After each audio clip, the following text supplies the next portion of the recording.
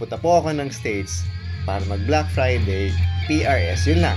Yun lang talaga. Sabi pala yun ang reason ng pagpunta ng States. Kung papunta ng States, bibili po ako ng PRS.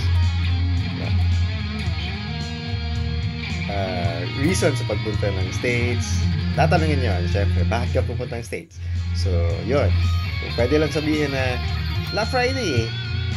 Kahit na may wedding talaga, Black Friday, PRS. Yun lang. Satin, vintage cherry. So usually hindi na din nagtatagal yung mga tanong ng embassy officers nila. Kung legit yung yung sagot mo, yung documentation mo, tatalo na yan for the next question.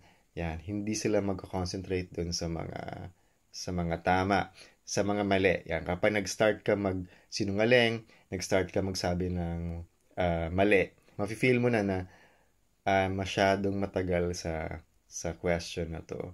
Okay. Tapos they start asking more, deeper, and more investigative questions. Hindi naman investigative, pero parang magtatanong sila ng mga mas go into the foundation nung query. So kapag nagsisinungaling ka, malamang sa malamang is mauhuli nila. Tapos kung may family ka, prepare family documents, marriage contract, ano pa, pictures. Dati may mga nagdadala pa ng pictures.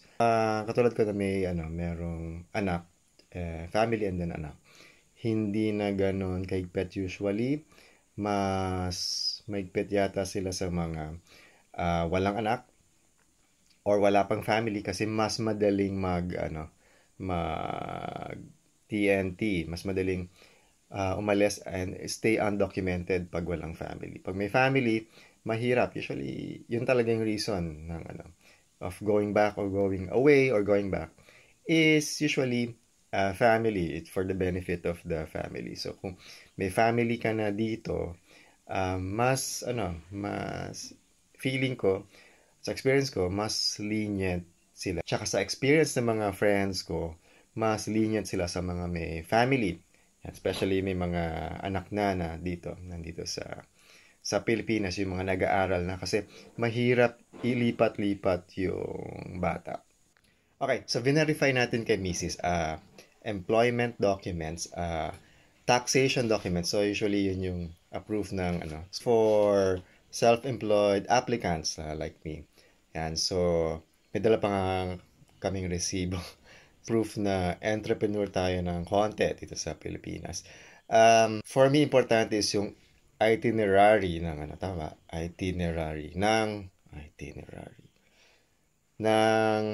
biyahe ng gagawin natin sa States. So para, syempre, hindi naman natin kabisado yung itinerary. So, meron tayong kopya noon. So, pwede mong basahin ng konti na ito yung kailangan gawin.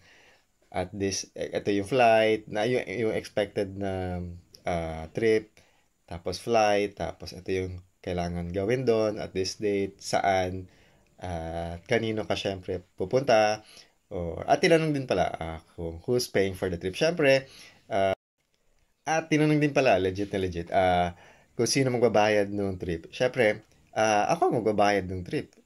Sana lang, Tsaka syempre, tinanong kung sino yung magbabayad ng trip. Syempre, ako magbabayad ng trip, di ba? Tsaka syempre, tinanong kung sino yung magbabayad ng trip.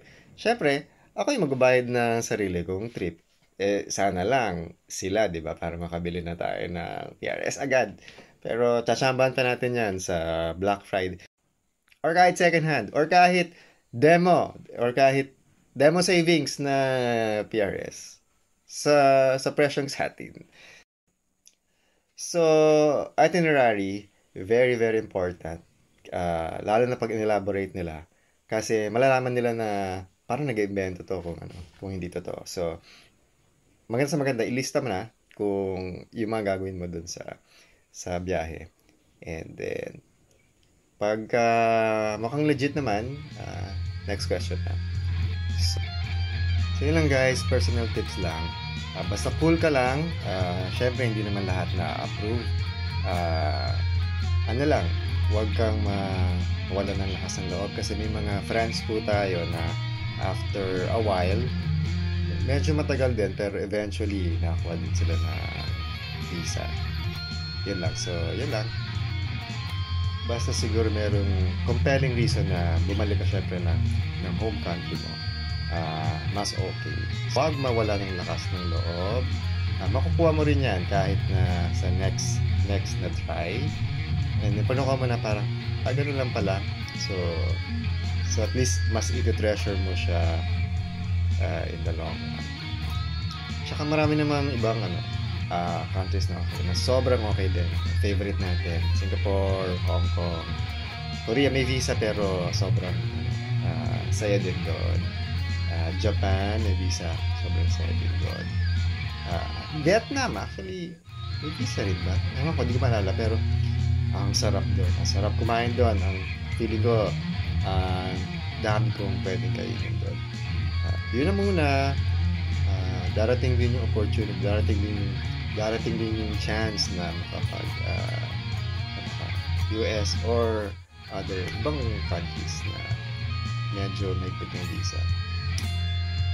Okay lang yan. May PRS naman dito. Tsambahan mo lang yung sale. Nagsasale din dito. Nag-sale din eh.